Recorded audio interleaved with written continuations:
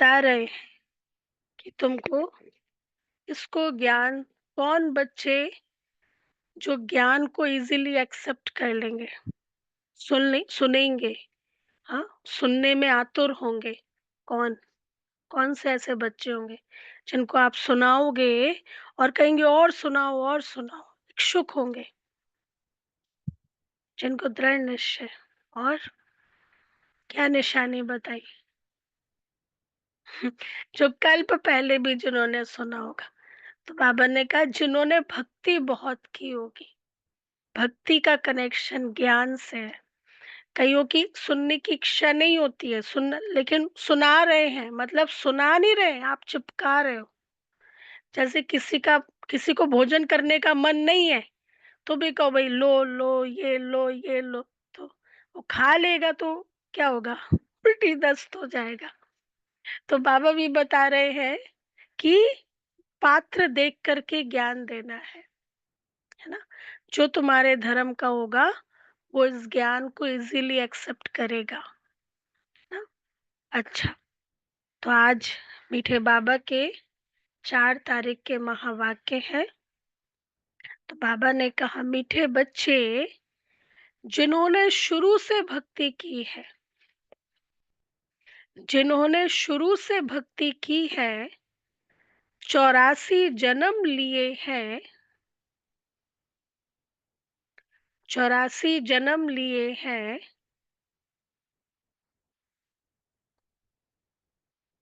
वह तुम्हारे ज्ञान को बड़ी रुचि से सुनेंगे। वह तुम्हारे ज्ञान को बड़ी रुचि से सुनेंगे। और दूसरी बात, इशारे से समझ जाएंगे, इशारे से समझ जाएंगे। हम लोग देखते हैं ना, जब हम लोग कोर्स कराते हैं, किसी को एक बार बताओ समझ जाएगा, और कई ऐसे भी होते हैं एक ही बात को 5 बार बताओ तो भी फिर नेक्स्ट डे आकर के वो क्वेश्चन पूछेंगे, तो फिर उनको उस अनुसार हैंडल करना होता है। तो बाबा भी कहते हैं कई जो है बड़ी रुचि से सुनेंगे और इशारे से समझ जाएंगे। प्रश्न है, देवी देवता घराने के नजदीक वाली आत्मा है या दूर वाली आत्मा है? देवी देवता घराने के नजदीक वाली आत्मा है या दूर वाली, उसकी परख क्या होगी? कैसे परखेंगे कि ये नजदीक वाली आत्मा है या दूर वाली आत्मा है? जल्दी से ज्ञान समझ लेंगे। हाँ, जब जल्दी से ज्ञान ज्ञान समझ ले। तो इतना क्वेश्चंस नहीं आएंगे, इतना संकल्प हाँ, डिफरेंट है ज्ञान। हाँ, ज्यादा सुनेंगे। ज्यादा सुनेंगे। अच्छा, किसी का ऑन है क्या जूम? तो बाबा ने कहा उत्तर है, जो तुम्हारे देवता घराने की आत्मा होगी, जो तुम्हारे देवता घराने की आत्माएं होंगी, उन्हें ज्ञान की सब बातें सुनते ही जच जाएंगी ना। ज्ञान की सब बातें सुनते ही जच जाएंगी, वह मूंझेंगे नहीं, वह मूंझेंगे नहीं। जितना बहुत भक्ति की होगी, जितना बहुत भक्ति की होगी, उतना जास्ती सुनने की कोशिश करेंगे। जितना बहुत भक्ति की होगी, उतना जास्ती सुनने की कोशिश करेंगे कि और सुनाओ, बड़ा अच्छा ज्ञान है। हाँ? टाइमली आएंगे, नोट्स बनाएंगे, जो होमवर्क देंगे उसको अच्छे से करके आएंगे। तो ये बाबा कहते हैं समझ जाओ ये देवी देवता घराने के हैं। हाँ, फिर अलग अलग तरह के भी होते हैं। कईयों को उस समय नहीं आता है। कुछ समय के बाद में संकल्प आता है कि हाँ, हमें चलना है, हमें अच्छे से पुरुषार्थ करना है, क्योंकि उस समय उनका पाठ चालू हुआ है। तो बाबा कहते हैं जितना बहुत भक्ति की होगी, उतना जास्ती सुनने की कोशिश करेंगे। तो बच्चों को भी फिर क्या करना है? नब्ज़ देख कर सेवा करनी चाहिए।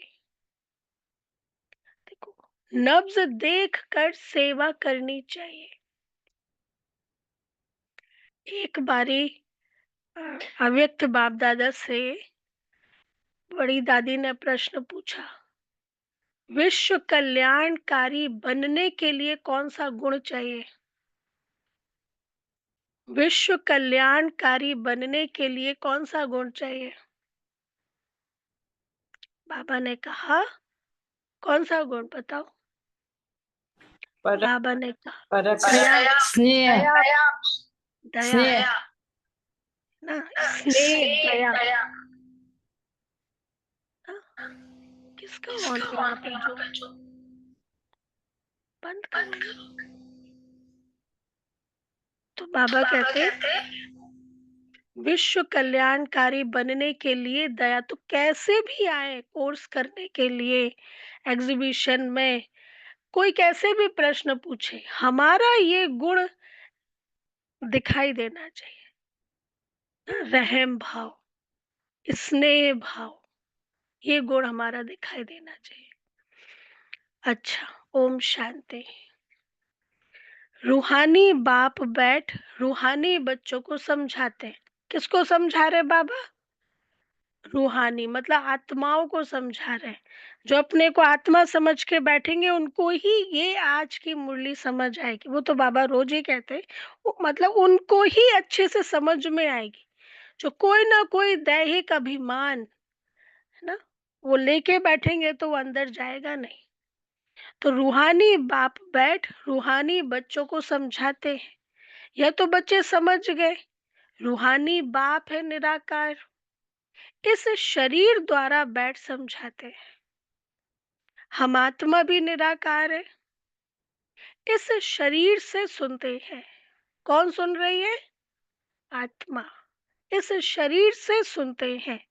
तो अब दो बाप इकट्ठे हैं ना, बच्चे जानते हैं दोनों बाप यहाँ है। तीसरे बाप को जानते हो, परंतु उनसे फिर भी यह अच्छा है। मतलब लौकिक फादर से बाबा कहते हैं फिर ये अलौकिक फादर अच्छा है, इनसे फिर वह अच्छा है। अलौकिक फादर से फिर पारलौकिक फादर परम पिता वो अच्छा है, नंबर वार है ना। तो उस लौकिक से संबंध निकल बाकी इन दोनों से संबंध हो जाता है। बाप बैठ समझाते हैं मनुष्यों को कैसे समझाना चाहिए, मनुष्यों को कैसे समझाना चाहिए, है ना। बाबा मुरली में ट्रेनिंग देता है ना, आज भी बाबा ने ट्रेनिंग दी है कैसे समझाना चाहिए। तुम्हारे पास मेला प्रदर्शनी में तो बहुत आते हैं, यह भी तुम जानते हो 84 जन्म कोई सब तो नहीं लेते होंगे। यह कैसे पता पड़े कि यह 84 जन्म लेने वाला है या 10 जन्म लेने वाला है, वह 20 जन्म लेने वाला है। ये त्रेता युगी आत्मा है, ये सतयुगी आत्मा है, कैसे पता चले? अब सुनो बाबा ने क्या कहा, किसी को आ रहा है आंसर? कैसे पता चले? हाँ, कैसे पता चलेगा ये त्रेता युगी आत्मा है? बाबा ने निशानी बताई है, वो अंत तक उनकी स्ट्रगल वाली फेस होगी, कंफ्यूजन वाली फेस होगी, द्वंद, ये करें या ना करें, ऐसा करें, हाँ, हार जीत वाली फेस होगी। लेकिन जो पवित्र तो बनेंगे सब, पवित्र बनेंगे, आत्मा पवित्र बनेगी, लेकिन कॉन्फ्लिक्ट होगा। लेकिन जो सत्युगी आत्मा है, हाँ, एक, बस एक रस, एक बाबा, न कैसी भी परिस्थिति आएगी बाबा को देख रहे हैं, बाबा की श्रीमत पर चल रहे हैं। इस तरह की फिल्म खुशी वाली फेस होगी, स्टेज खुशी वाली होगी। तो ये बाबा कहते हैं यह कैसे पता पड़े यह 84 जन्म लेने वाला है या 10 जन्म लेने वाला है व 20 जन्म लेने वाला है? अब तुम बच्चे यह तो समझते हो कि जिसने बहुत भक्ति की होगी शुरू से लेकर, तो उनको फल भी इतना ही जल्दी और अच्छा मिलेगा। ना ये भी बाबा कहते हैं, जिन्होंने बहुत भक्ति की होगी, इसलिए बाबा कई बार ही कहते हैं भक्ति का भाड़ा मिलता है। फिर बाबा ये भी कहते हैं ज्ञान भक्ति और वैराग्य, है ना? ज्ञान भक्ति और वैराग्य, फिर उसमें भी परसेंटेज है। तो जिन्होंने बहुत भक्ति की कोई होगी बिस्कुट है क्या? शुरू से लेकर, तो उनको फल भी इतना ही जल्दी और अच्छा मिलेगा। थोड़ी वो भक्ति की होगी और मिलकर देरी लाया है से ना की हम। हाँ, होगी, वो दे दो काट के। तो फल भी इतना थोड़ा और देरी से मिलेगा। यह बाबा सर्विस करने वाले बच्चों के लिए समझाते हैं। बोलो, बोलो, अब बाबा सर्विस करने वाले बच्चों को बता रहे हैं, बोलो, तुम भारतवासी हो तो बताओ, देवी देवताओं को मानते हो? भारत में लक्ष्मी नारायण का राज्य था ना, जो 84 जन्म लेने वाला होगा, शुरू से भक्ति की होगी, उसके निशानी, जो 84 जन्म लेने वाला होगा, शुरू से भक्ति की होगी, वह झट समझ जाएगा। हाँ, जल्दी ज्ञान समझेगा, झट समझ जाएगा। बरोबर, बरोबर आदि सनातन देवी देवता धर्म था, रुचि से सुनने लग पड़ेंगे। कोई तो ऐसे ही देखकर चले जाते हैं, कुछ पूछते भी नहीं, जैसे कि बुद्धि में बैठता ही नहीं है ना। झट समझना वो ठीक है, क्वेश्चन करना भी ठीक है। ऐसे नहीं कि अ, प्रश्न आया मन में, प्रश्न नहीं पूछेंगे, प्रश्न तो पूछेंगे, लेकिन एक होता है प्रश्न, कई लोग अलग अलग इसलिए भी प्रश्न पूछते हैं, उनको अपना आंसर मालूम होता है दूसरे को समझाने के लिए। दूसरे फिर अ, अपनी जिज्ञासा के लिए, उनको डाउट है इसलिए प्रश्न पूछते हैं। तो अलग अलग कैटेगरी के होते हैं ना प्रश्न पूछने वाले। तो बाबा कहते हैं कोई तो ऐसे ही देखकर चले जाते हैं, कुछ पूछते भी नहीं, जैसे कि बुद्धि में बैठता नहीं। तो उनके लिए समझना चाहिए यह अभी तक यहाँ का नहीं है। कई आते हैं ना एग्जीबिशन समझने के लिए, ऐसे ही चले जाते हैं, समझाओ ज्यादा इंटरेस्ट नहीं दिखाते। तो बाबा कहते हैं उनके लिए समझना चाहिए ये अभी तक यहाँ का नहीं है, आगे चल समझ भी लेवे। हर एक का अपना अपना समय है पाठ खुलने का। कोई का समझाने से झट कांध हिलेगा। बरोबर इस हिसाब से तो 84 जन्म ठीक है। अगर कहते हैं हम कैसे समझे कि पूरे 84 जन्म लिए हैं? अच्छा, 84 नहीं तो 82, देवता धर्म में तो आए होंगे ना। देखो, इतना बुद्धि में जचता नहीं है। आप उसको ज्ञान समझा रहे हो, इतना उसको बुद्धि में जचता नहीं है, तो समझो यह 84 जन्म लेने वाला नहीं है। दूर वाले कम सुनेंगे, जित दूर वाले मतलब जितना आगे, त्रेता युगी, द्वापर युगी, तो कम सुनेंगे। जितना बहुत भक्ति की हुई होगी, वह जास्ती सुनने की कोशिश करेंगे, क्योंकि उतना गैप है ना, उतना जास्ती सुनने की कोशिश करेंगे, झट समझ जाएंगे। कम समझता है तो समझो यह देरी से आने वाला है, भक्ति भी देरी से की होगी। बहुत भक्ति करने वाला, फिर बाबा कहते हैं इशारे से समझ जाएगा। ड्रामा रिपीट तो होता है ना, सारा मदार भक्ति पर है। क्योंकि देखो भक्ति में भी हमारे कौन से जो अच्छे भगत होते हैं, कौन से संस्कार आ जाते हैं जो ज्ञान में जरूरी है। हाँ, डिसिप्लिन आता है ना, सुबह सुबह उठ करके उनका नियम होता है, सुबह उठ करके ध्यान करना है, आराधना करना है। तो जब वो लोग ज्ञान में भी आते तो फास्ट जाते हैं। तो बाबा कहते हैं सारा भक्ति पर मदार है।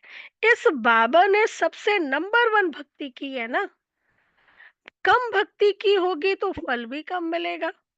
यह सब समझने की बातें हैं, मोटी बुद्धि वाले धारणा कर नहीं सकेंगे। यह मेले प्रदर्शनियां तो होती रहेंगी, सब भाषाओं में निकलेंगी।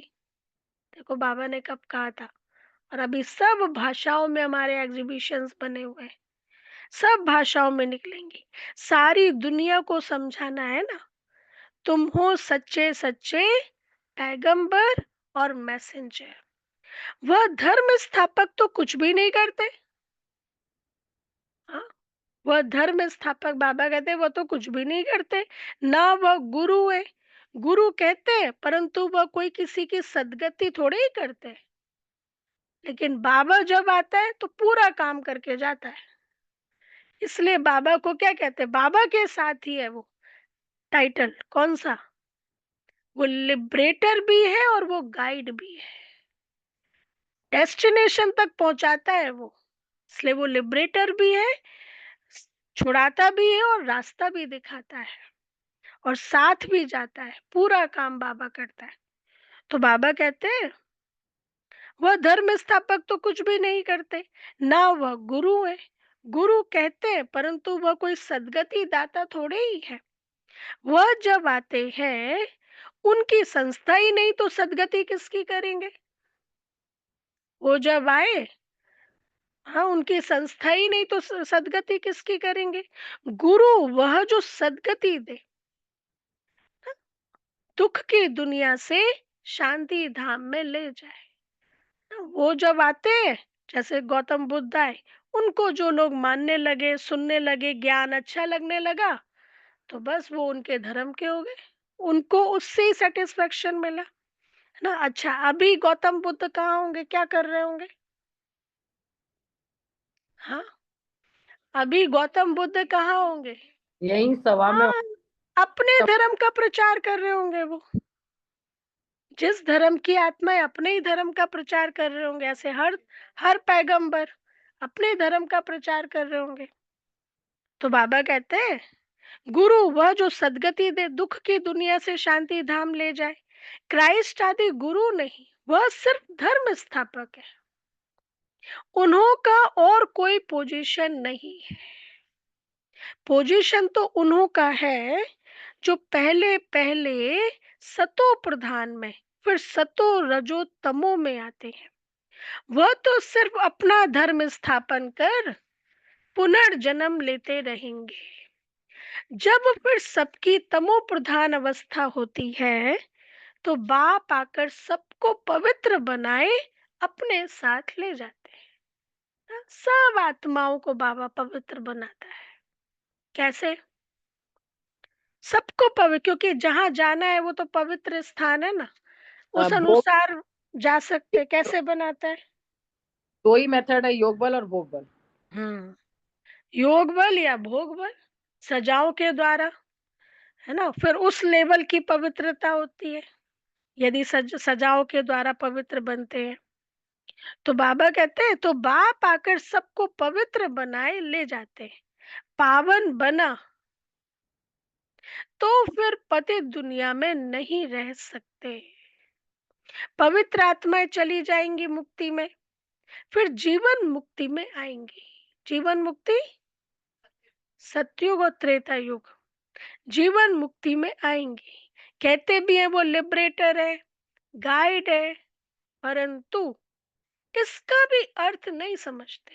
वो कैसे लिबरेट करता है, वहां पे तो वो है ही नहीं है उनका, वो उन्होंने किया ही नहीं है। जो भी पैगंबर्स है, जब कोई लोग कैसे कहते थे, एक बहन आती थी तो वो कहती हम इस धर्म को, हम इस गुरु जी को मानते हैं, वो हमारी मुक्ति करेंगे। कुछ दिन के बाद फिर आई, मैंने कहा भाई गुरु जी का क्या हुआ। कहा गुरु जी तो ओम शांति हो गए। अभी जो खुद ओम शांति हो गए गुरु जी, तो अभी दूसरे की मुक्ति कैसे करेंगे फिर, है ना। तो बाबा कहते हैं हाँ, कहते भी है वो लिबरेटर है, गाइड है, परंतु इसका भी अर्थ नहीं समझते।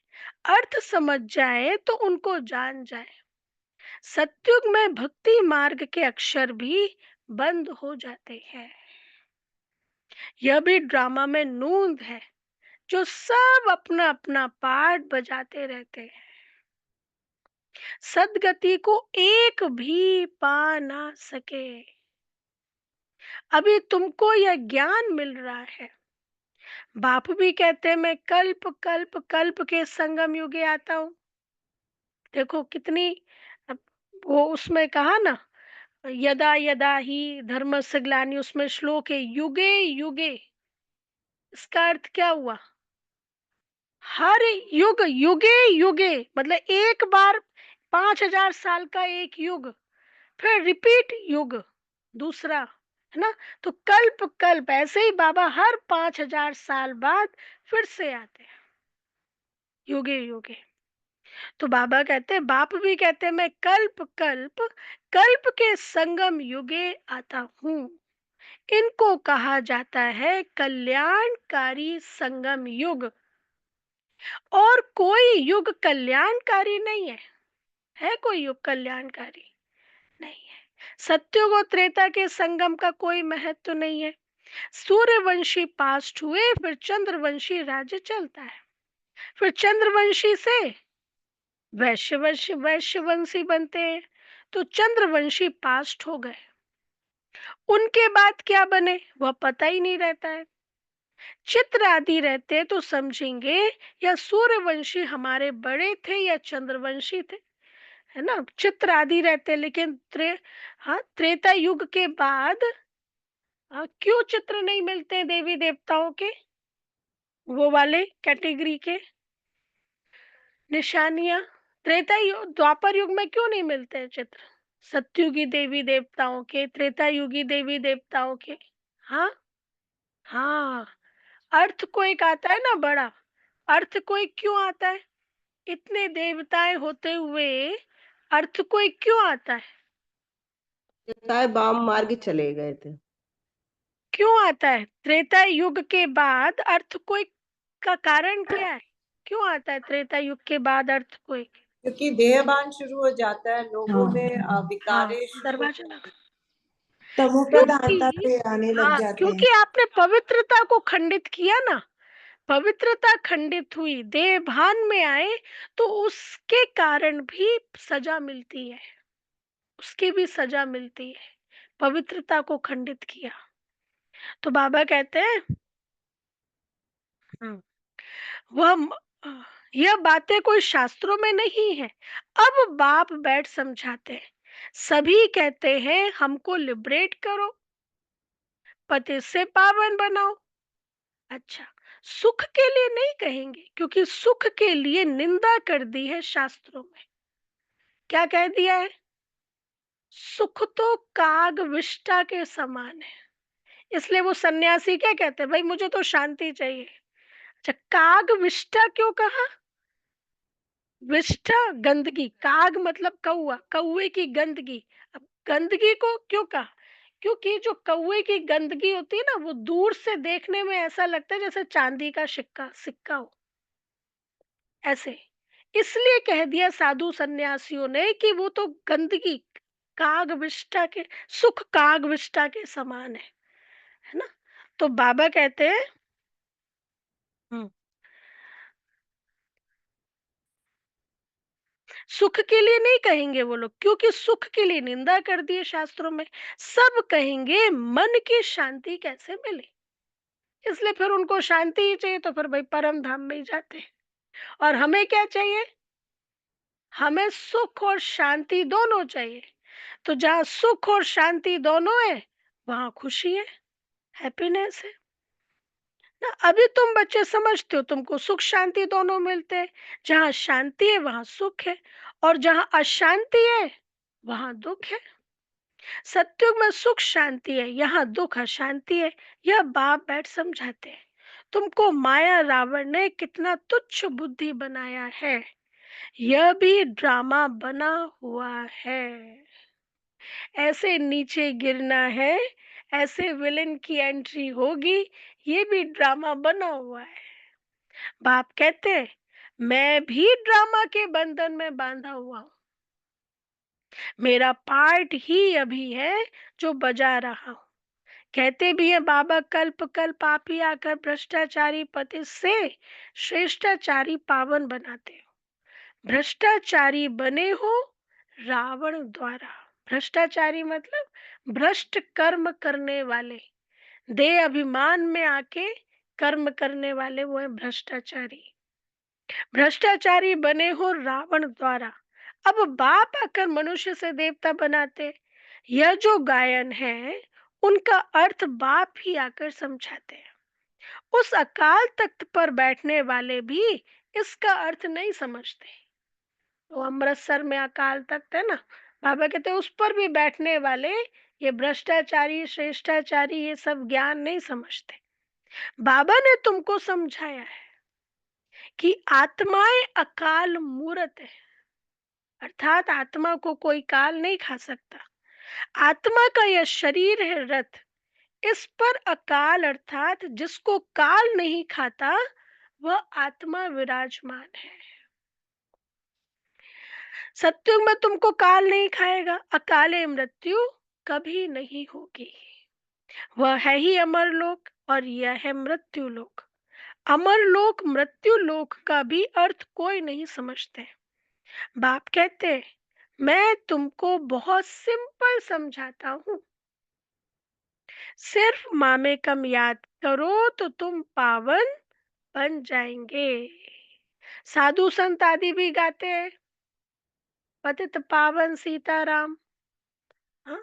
पतित पावन बाप को बुलाते हैं, विषय विकार मिटाओ पाप हरो देवा। ना तो पतित पावन बाप को बुलाते हैं। कहाँ भी जाओ तो यह जरूर कहेंगे पतित पावन आओ ना। ओम जय जगदीश हरे की आरती गाते हैं, कहाँ भी जाएंगे ये जरूर कहेंगे पतित पावन आओ। अच्छा, फिर पतित पावन बाप को बुलाते हैं। सच तो कभी छिप नहीं सकता, तुम जानते हो अभी पतित पावन बाप आया हुआ है और वो बुला रहे हैं। हाँ, भक्ति मार्ग वाले बुला रहे हैं, विषय विकार मिटाओ पाप हरो देव। आपके ही घर में कुछ लोग बुला रहे होंगे और कुछ लोग पाने के लिए, कुछ लोगों ने पा लिया, आप लोगों ने पा लिया और आपके घर वाले उसको बुला रहे हैं, आओ विषय विकार मिटाओ। तो रहम आता है ना, उनको देख के रहम आता है ना। तो बाबा कहते हैं सच तो कभी छिप नहीं सकता, तुम जानते हो अभी पतित पावन बाप आया हुआ है, हमें रास्ता बता रहे हैं। मिल रहा है ना रोज रास्ता, बाबा रोज रास्ता बताते हैं, रास्ता बता रहे हैं। कल्प पहले भी कहा था अपने को आत्मा समझ मामे कम याद करो तो तुम सतो प्रधान बन जाएंगे। तुम सब आशिक हो किसके? कौन है हमारा माशूक? एक बाबा ही है, हाँ ये एक माशूक के। वह आशिक माशूक तो एक जन्म के लिए होते हैं, तुम जन्म जन्मांतर के आशिक हो। याद करते आए हो हे प्रभु, देने वाला तो एक ही बाप है ना, बच्चे सब बाप से ही मांगेंगे। आत्मा जब दुखी होती है तो बाप को ही याद करती है, ओ गॉड फादर ना। तो दुखी होती है तो बाप को याद करती है। सुख में कोई याद नहीं करते, दुख में याद करते हैं। फिर बाबा आकर सदगति देते हैं। जैसे गुरु के पास जाते हैं, हमको बच्चा दो। अच्छा, अच्छा, बच्चा मिल गया तो बहुत खुशी होगी। बच्चा नहीं हुआ तो कहेंगे ईश्वर की भावी। ड्रामा को तो वह समझते ही नहीं ना। अगर वह ड्रामा कहे तो फिर सारा मालूम होना चाहिए। तुम ड्रामा को जानते हो और कोई नहीं जानते, इसलिए संकल्प नहीं चलते। ड्रामा को बाबा ने किस रीति से कहा यूज करने के लिए? ड्रामा को ढाल कहा गया है, ड्रामा ढाल होता ना। और जब सोल्जर लड़ाई करता है तो एक में तलवार पकड़ता और एक में ढाल, प्रोटेक्टर, है ना, वो मारे तो अपने आप को प्रोटेक्ट करने के लिए। तो ढाल मतलब जो बात हो गई वहां पे ड्रामा, फुल स्टॉप, ढाल। अब उस बात के बारे में नहीं सोचना है, इस रीति से ड्रामा को यूज करना है। पुरुषार्थ के रीत में नहीं कि जो ड्रामा में होगा वो मिलेगा पुरुषार्थ पद, नहीं, ये ढाल के रूप में यूज करना है। तो बाबा कहते हैं अगर वह ड्रामा कहे तो फिर सारा मालूम होना चाहिए। तुम ड्रामा को जानते हो और कोई नहीं जानते, फिर यहाँ ड्रामा है पूरा, रचता और रचना का ज्ञान ना। तो बाबा कहते तुम ड्रामा को जानते हो, ना कोई शास्त्रों में ही ये ज्ञान है। ड्रामा माना ड्रामा। हाँ, दादी कहते थे, बड़ी जानकी दादी कहते थे, शिव बाबा मेरा बाप है और ड्रामा मेरी माँ है। इट मीन्स ड्रामा ने मुझे बहुत सिखाया है, ड्रामा से, समय से मैंने बहुत सीखा है, ये दादी कहते थे। तो ड्रामा माना ड्रामा, उनके आदि मध्य अंत का पता होना चाहिए। बाप कहते मैं 5,000 वर्ष बाद आता हूँ। यह 4 युग बिल्कुल इक्वल है। स्वास्तिका का भी बहुत महत्व है। खाता जो बनाते हैं तो उसमें स्वास्तिका बनाते हैं। यह भी खाता है ना, अकाउंट बनाते हैं शुरू में बही खाता, तो सबसे पहले पेज पे स्वास्तिका बनाते हैं। हमारा फायदा कैसे होता है, फिर घाटा कैसे पड़ता है, बाबा कहते तुम्हारा भी अकाउंट है, किस बात में फायदा होता है, किस बात में घाटा पड़ता है। घाटा पड़ते पड़ते अभी पूरा घाटा पड़ गया है। यह हार जीत का खेल है। पैसा है, हेल्थ भी है तो सुख है। पैसा है, हेल्थ नहीं तो सुख नहीं है। कितना भी पैसा हो, एक मर्सिडीज में जा रहे हो, ड्राइवर बढ़िया समोसे खा रहा हो और सेठ जी बैठ के ड्राइवर को देख रहे हो, क्योंकि इतनी बीमारियां हैं। हाँ, वो चाहे तो पूरी दुकान खरीद सकते हैं। है ना। तो बाबा कहते हैं पैसा है और हेल्थ भी है तो सुख है, पैसा है हेल्थ नहीं है तो दुख है। तुमको तुमको अभी हेल्थ वेल्थ दोनों मिलती है, इसलिए फिर हैप्पीनेस भी है। अच्छा, जब कोई शरीर छोड़ता है तो मुख से तो कहते हैं फलाना स्वर्ग पधारा, लेकिन अंदर दुखी होते रहते हैं। इसमें तो और ही खुश होना चाहिए कि उनकी आत्मा को नरक में क्यों बुलाते हो। कुछ भी समझ नहीं है। मतलब बाबा कहते हैं कोई चला गया तो फिर तुम उसको नरक में क्यों बुलाते हो, अच्छा है ना वो स्वर्ग चला गया तो कुछ भी समझ नहीं है। अभी बाप आकर यह सब बातें समझाते हैं, बीज और झाड़ का राज समझाते हैं। ऐसे झाड़ और कोई बना ना सके। यह कोई इसने नहीं बनाया है, ब्रह्मा ने ये झाड़ का चित्र नहीं बनाया है, इनका कोई गुरु नहीं था। अगर होता तो उनके और भी शिष्य होते ना। मनुष्य समझते हैं इनको कोई गुरु ने सिखाया है।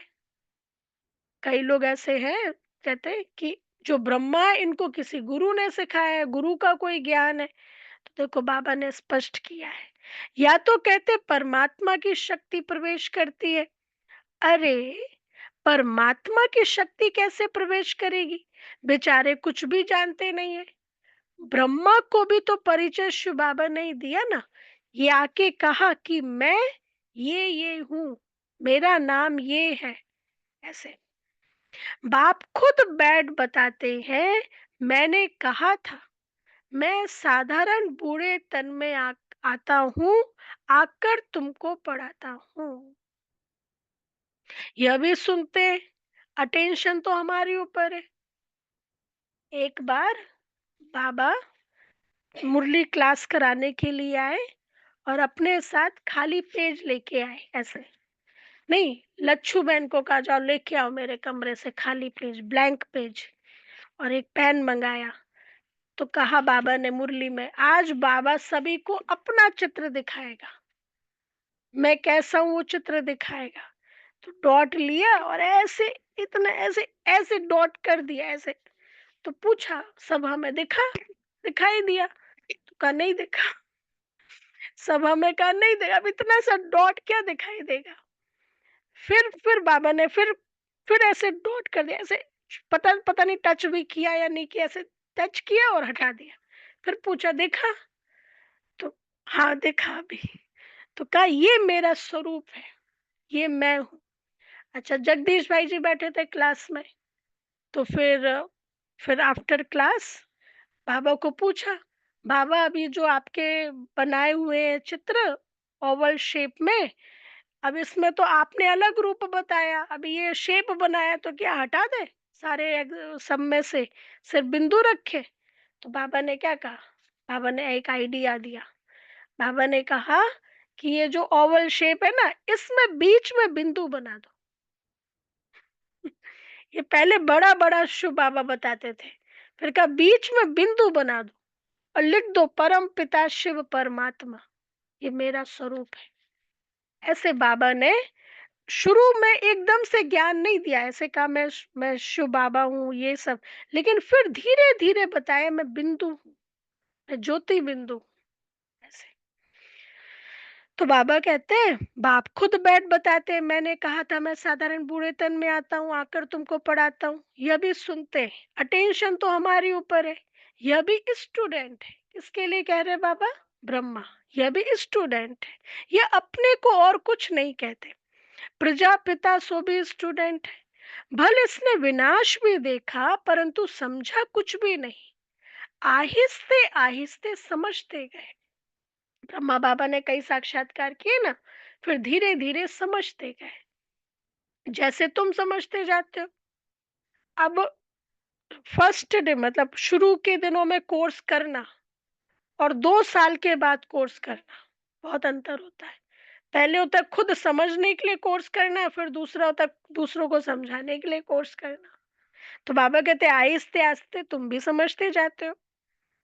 तुमको, हाँ, जैसे तुम समझते जाते हो बाप तुमको समझाते हैं, बीच में यह भी समझते जाते हैं, पढ़ते रहते हैं। हर एक स्टूडेंट पुरुषार्थ करेंगे पढ़ने का। ब्रह्मा विष्णु शंकर तो है सूक्ष्म वतनवासी, उनका क्या पार्ट है यह भी कोई नहीं जानते। बाप हर एक बात आप ही समझाते हैं। हम सबका अनुभव, कोई भी मुरली में क्वेश्चन हो ना, मतलब कोई भी अंदर में डाउट हो, मुरली में जरूर उसका आंसर आता है। तो बाबा हर एक बात आप ही समझाते हैं। तुम प्रश्न कोई पूछ नहीं सकते। ऊपर में शिव परमात्मा फिर देवताएं, उनको मिला कैसे सकते? अभी तुम बच्चे जानते हो बाप इसमें आकर प्रवेश करते हैं, इसलिए कहा जाता है बाप दादा। बाप अलग है, दादा अलग है। बाप शिव, दादा ब्रह्मा है। वर्षा शिव से मिलता है इन द्वारा। ब्राह्मण हो गए, ब्राह्मण हो गए ब्रह्मा के बच्चे। बाप ने एडॉप्ट किया है ड्रामा के प्लान अनुसार। बाप ने एडॉप्ट किया है ड्रामा के प्लान अनुसार। जैसे बिल्डिंग बनती है, अब किसी मटेरियल की जरूरत शुरू में होती है, किसी के बीच में होती है, किसी के एंड में होती है। तो ऐसे सत्युग की स्थापना होनी है। हर एक को एक ही समय पे थोड़ी ना बुला लेंगे। तो ऐसे ही तो बाप ने एडॉप्ट किया है ड्रामा के प्लान अनुसार। बाप कहते हैं नंबर वन भक्त ये है। 84 जन्म भी इसने लिए। सांवरा और गोरा भी इनको कहते हैं। सत्य श्री कृष्ण सत्युग में गोरा था, कलयुग में सांवरा है। पतित है ना, फिर पावन बनते हैं। तुम भी ऐसे बनते हो। यह है आयरन एजेड वर्ड, वह है गोल्डन एजेड वर्ड। सीढ़ी का किसको पता नहीं है। जो पीछे आते हैं वह 84 जन्म थोड़े ही लेते होंगे, वह जरूर कम जन्म लेंगे। फिर उनको सीढ़ी में दिखा कैसे सकते? बाबा ने समझाया है सबसे जास्ती जन्म कौन लेंगे और सबसे कम जन्म कौन लेंगे, यह है नॉलेज ना। सारी मुरली आज इसी के ऊपर है मेन। सबसे जास्ती जन्म कौन लेंगे और सबसे कम कौन लेंगे। बाप ही नॉलेजफुल और पतित पावन है, कौन लेंगे सबसे जास्ती जन्म? हम 84 जन्म लेंगे ना। हमने बहुत भक्ति भी की है तो हाँ। ज्ञान में भी ऊंचे है ना। तो ये तो बाबा कहते हैं बाप ही नॉलेजफुल पतित पावन है, आदि मध्य अंत की नॉलेज सुना रहे हैं, वह सब नेति नेति करते आए हैं, अपनी आत्मा को ही नहीं जानते तो फिर बाप को कैसे जानेंगे। सिर्फ कहने मात्र कह देते आत्मा क्या चीज है, कुछ भी नहीं जानते। तुम अभी जानते हो, कितनी डेप्थ बाबा ने हमें आत्मा की पूरी नॉलेज दी है। तुम अभी जानते हो कि आत्मा अविनाशी है और उसमें 84 जन्मों का अविनाशी पार्ट नूंधा हुआ है। इतनी छोटी सी आत्मा में कितना पार्ट नूंधा हुआ है। जो अच्छी रीति सुनते और समझते हैं तो समझा जाता है क्या कि यह नजदीक वाला है। बुद्धि में नहीं बैठता है तो देरी से आने वाला होगा। सुनाने के समय नब्ज देखी जाती है ना, सुनाने के समय नब्ज देखी जाती है। समझाने वाले भी नंबरवार है ना। तुम्हारी यह पढ़ाई है, राजधानी स्थापन हो रही है। कोई तो ऊंचते ऊंच राजाई पद पाते हैं, कोई तो प्रजा में नौकर चाकर बनते हैं। बाकी हाँ इतना है कि सत्युग में कोई दुख नहीं होगा। उनको कहा ही जाता है सुख धाम बहिष्ठ। पास्ट हो गया है तब तो याद करते हैं ना। मनुष्य समझते हैं स्वर्ग कोई ऊपर छत में होगा, इसलिए स्वर्गवासी हुआ ऊपर इशारा करते। स्वर्ग कोई ऊपर छत में होगा। देलवाड़ा मंदिर में तुम्हारा पूरा यादगार खड़ा है ना। बाबा बच्चों को लेके जाते थे देलवाड़ा मंदिर ना साथ में। तो बाबा ब्रह्मा बाबा कहते थे देखो ये प्रत्यक्ष स्वरूप और ये चित्र में। अपने स्वरूप के आगे बाबा कहते थे ये प्रत्यक्ष आदि स्वरूप और ये मूर्ति के रूप में ऐसे। तो बाबा कहते ये सब तुम हम बच्चों का यादगार है, तुम्हारा यादगार है ऐसे। देलवाड़ा मंदिर में तुम्हारा पूरा यादगार खड़ा है।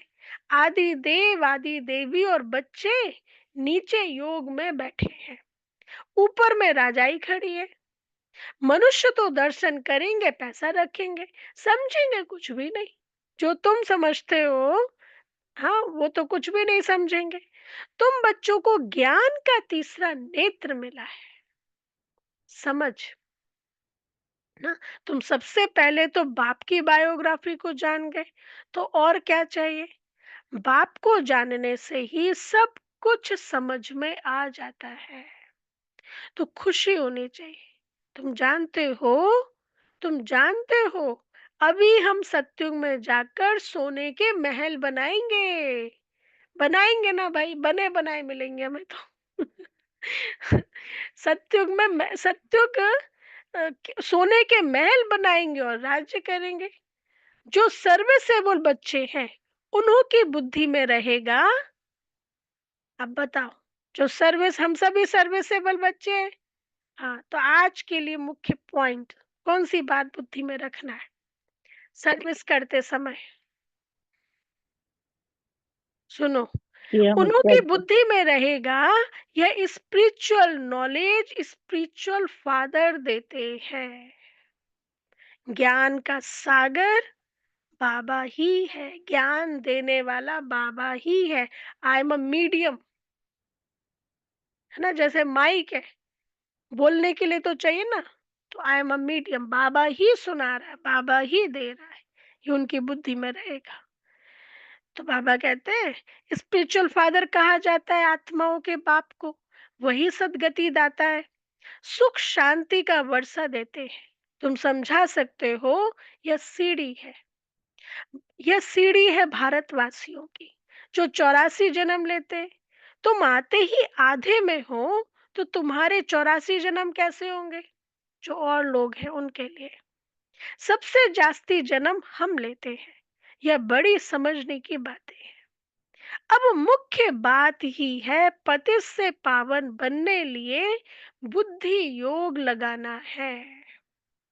पावन बनने की प्रतिज्ञा कर फिर अगर पतित बनते हैं तो क्या होता है। पावन बनने की प्रतिज्ञा कर फिर अगर पतित बनते हैं तो क्या होता है। सजाएं खानी पड़ती है। तो हड गुड एकदम टूट पड़ती है, जैसे कि 5 मंजिल से गिरते हैं, 5वें माले से गिरा, या तो गया या हड्डी पर टूट गया, तो पूरे जीवन भर के लिए वो हो जाता है ना। तो पावन बनने की प्रतिज्ञा करके पतित बनते हैं, तो ये हाल होता है। तो बाबा कहते काम विकार में जाना मतलब 5वें माले से गिरना, क्रोध में आना चौथे से गिरना।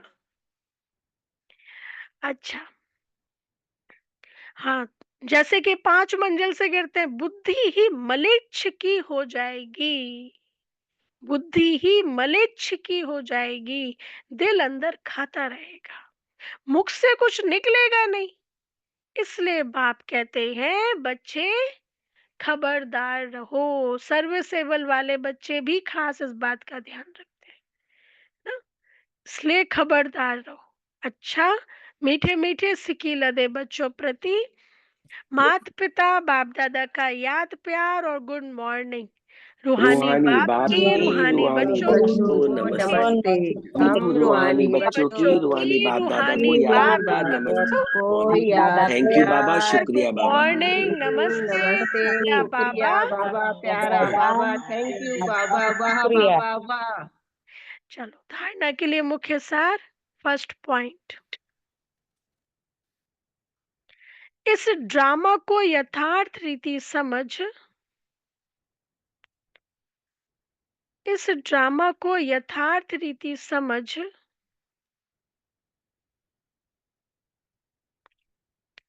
माया के बंधनों से मुक्त होना है, माया के बंधनों से मुक्त होना है। स्वयं को अकाल मूर्त आत्मा समझ, स्वयं को अकाल मूर्त मतलब, अकाल मूर्त आत्मा समझ मतलब, हाँ, काल नहीं खा सकता, और निर्भय, निर्भय, फियर फ्री। सबसे ज्यादा किस चीज का फियर होता है? ये देह ना छूट जाए इसका। तो अकाल मूर्त आत्मा, जितना सोल कॉन्शियस की प्रैक्टिस होगी उतना ये स्मृति अपने आप ही रहेगी। तो बाबा कहते हैं स्वयं को अकाल मूर्त आत्मा समझ, बाप को याद कर पावन बनना है, बाप को याद कर पावन बनना है। सेकंड पॉइंट, सच्चा सच्चा पैगंबर और मैसेंजर बन, सच्चा सच्चा पैगंबर और मैसेंजर बन, सबको शांति धाम सुख धाम का रास्ता बताना है, सबको सुख धाम शांति धाम का रास्ता बताना है।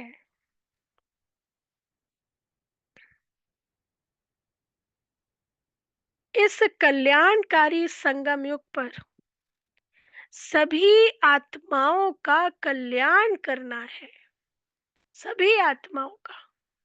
इस कल्याणकारी संगम युग पर सभी आत्माओं का कल्याण करना है। कोई कैसा भी आए, कल्याण का भाव जाए ना, कल्याण का भाव रहे, सबका कल्याण करना है। कल्याणकारी बाप के बच्चे कल्याण करने वाले, तब तो उसके बच्चे कहा जाएगा ना। जो पिता का धंधा होता है वो बच्चे का धंधा होता है। अच्छा, वरदान है, बाप और सेवा की स्मृति से, बाप और सेवा की स्मृति से एक रस स्थिति का अनुभव करने वाले, सर्व आकर्षण मुक्त भव, बाप और सेवा की स्मृति से एक रस स्थिति का अनुभव करने वाले, सर्व आकर्षण मुक्त भव। डिटेल, जैसे गवर्नमेंट को सदा सेवा और मास्टर याद रहता है, जैसे गवर्नमेंट को सदा सेवा और मास्टर याद रहता है, ऐसे वर्ड सर्वेंट सच्चे सेवाधारी बच्चों को भी बाप और सेवा के सिवाय कुछ भी याद नहीं रहता। इसको ही एक रस स्थिति में रहने का अनुभव होता है। इससे ही एक रस स्थिति में रहने का अनुभव होता है। उन्हें एक बाप के रस के सिवाय सब रस ऐसे लगते हैं, हाँ, नीरस लगते हैं। वो हमारा गीत है ना बहुत अच्छा, तेरे प्यार में जो सुख मिलता है उसके आगे सब कुछ फीका, सब रस नीरस लगते हैं। एक बाप के रस का अनुभव होने के कारण कहाँ भी आकर्षण नहीं जा सकती। यह एक रस स्थिति का तीव्र पुरुषार्थ ही सर्व आकर्षणों से मुक्त बना देता है और यही श्रेष्ठ मंजिल है। एक रस, बाबा की याद का रस, हर कर्म में, हर कर्म में बाबा साथ है, तो वो तो सारे आकर्षणों से मुक्त हो जाते हैं और यही ऊंची मंजिल पर पहुंचाता है। अच्छा स्लोगन, नाजुक परिस्थितियों के पेपर में पास होना है तो क्या करो? नाजुक परिस्थितियों के पेपर में पास होना है तो अपनी नेचर को शक्तिशाली बनाओ। इसलिए सेवा के फील्ड में भी वही कामयाब होते हैं जिनकी नेचर शक्तिशाली होती है। क्योंकि सेवा में क्या होता है, सेवा के फील्ड में क्या होता है, संस्कार टकरा होते हैं ना। कहीं सुनना भी पड़ता है, अरे मेरे से ये जूनियर अभी आया और ये मुझे डांट रहा है, ये मुझे सुना रहा है। तो ये सब, या सेवा के फील्ड में कोई ऐसा थोड़ी ना होता है। तो बाबा कहते हैं इसलिए सेवा की फील्ड में भी वही सक्सेस हो सकता है जिगरा जिनका बड़ा है, मतलब सहन करने की शक्ति है, समाने की शक्ति है ना? और सेवा में ही तो पता चलता है हम कितने शक्तिशाली हैं। घर में बैठे हो, अकेले कमरे में बैठे हो, कोई चैलेंज नहीं है, क्या पता चलेगा? फील्ड में ही तो पता चलता है ना कि आत्मा कितनी शक्तिशाली है। जब चार लोगों ने सुनाया तो भी फीलिंग ना आए, तब तो कहा जाएगा शक्तिशाली। तो बाबा कहते हैं नाजुक परिस्थितियों के पेपर में पास होना है तो अपनी नेचर को शक्तिशाली बनाओ। अच्छा, अव्यक्त इशारे, जब भी कोई असत्य बात देखते हो, सुनते हो, तो असत्य वायुमंडल नहीं फैलाओ। कई कहते हैं यह पाप कर्म है ना, पाप कर्म देखा नहीं जाता, लेकिन वायुमंडल में असत्यता की बातें फैलाना यह भी तो पाप है। अब देखो कोई बात किसी को फैला रहा है, बता रहा है, मान लो, अब उसको पूरी बात तो नहीं पता कि क्या बात है, थोड़ी सी बात सुनी, बीच बीच में आप आए बातों के और फैला दिया, तो वो भी तो रॉन्ग है ना, कितना उसके ऊपर हिसाब किताब आएगा। दूसरा, मान लो आपने कहीं कचरा देखा और कचरे को फैला दिया, तो इसको क्या कहा जाएगा? कचरा देखा या कचरा सुना आपने और कचरे को फैला दिया, तो वो फैलाने का काम कौन करता है दुनिया में? कचरे को उठाना और कचरे को फैलाने का काम कौन करता है? वो तो नहीं बनना है ना। और तीसरा, बाबा ने हमें लक्ष्य किया क्या दिया है? सत्युग स्थापन करने वाला ना, कि कलयुग बढ़ाने वाला? क्या लक्ष्य दिया है? सत्युग स्थापन करने वाला, है ना? हाँ, कोई बात है जैसे नॉर्मली तो वो ठीक है। मान लो हम किसी से कोई बात कहते हैं, अब हमें पता है हमने इससे कोई बात की तो इसको वो फील नहीं होगा, लेकिन उससे किसी और से ऐसे नयों से बात करना उस तरह से वो गलत है। तो बाबा कहते हैं जब भी कोई असत्य बात देखते हो, सुनते हो, तो असत्य वायुमंडल नहीं फैलाओ। कई कहते हैं यह पाप कर्म है ना, पाप कर्म देखा नहीं जाता, लेकिन वायुमंडल में असत्यता की बातें फैलाना यह भी तो पाप है। लौकिक परिवार में भी अगर कोई ऐसी बात देखी व सुनी जाती है तो उसे फैलाया नहीं जाता, कान में सुना और दिल में छिपाया। ये भी मैच्योरिटी चाहिए, कहाँ पे कौन सी बात बतानी है ना? इसलिए दादियां सिखाते थे, बड़े सिखाते थे, किसी की भी वीकनेस, कमजोरी, उसको पर्सनल बताओ, पब्लिकली नहीं बताओ। नहीं तो उसको, ये तो तरीका है, ये तो मैच्योरिटी कहा जाता है। यदि आप किसी की वीकनेस पब्लिकली बता रहे हो तो उसको क्या कहेंगे ना? कितना आपने कर्मों का हिसाब किताब बना लिया, पब्लिकली आपने उसका, दूसरों को भी पता चला और उसको भी कितना हर्ट होगा। तो बाबा कहते हैं कान में सुना और दिल में छिपाया। यदि कोई व्यर्थ बातों का फैलाव करता है तो ये छोटे छोटे पाप उड़ती कला के अनुभव को समाप्त कर देते हैं। इसलिए इस कर्मों की गहन गति को समझकर यथार्थ रूप में सत्यता की शक्ति को धारण करो। यथार्थ रूप में सत्यता की शक्ति को धारण करो। इसलिए सत्यता भी क्या चाहिए, सत्यता के साथ सभ्यता। अच्छा, ओम शांति। चलो।